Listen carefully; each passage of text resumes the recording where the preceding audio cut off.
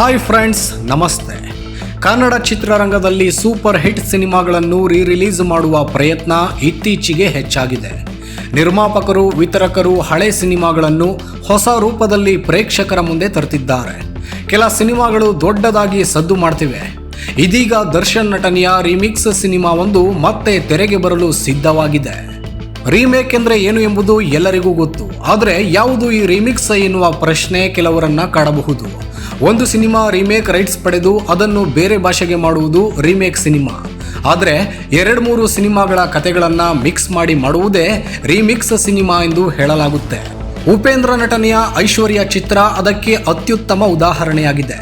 ತಮಿಳಿನ ಗಜಿನಿ ಹಾಗೂ ತೆಲುಗಿನ ಮನ್ಮಥುಡು ಚಿತ್ರಗಳ ಕಥೆಯನ್ನು ಅಲ್ಲಲ್ಲಿ ಮಿಕ್ಸ್ ಮಾಡಿ ಇಂದ್ರಜಿತ್ ಲಂಕೇಶ್ ಅವರು ಐಶ್ವರ್ಯ ಚಿತ್ರವನ್ನ ಕಟ್ಟಿಕೊಟ್ಟಿದ್ರು. ಓಂ ಪ್ರಕಾಶ್ ರಾವ್ ಕೂಡ ಇದೇ ರೀತಿಯ ಪ್ರಯತ್ನವನ್ನು ಕಲಾಸಿಪಾಳ್ಯ, ಮಂಡ್ಯ ಸಿನಿಮಾಗಳಲ್ಲಿ ಮಾಡಿದ್ರು.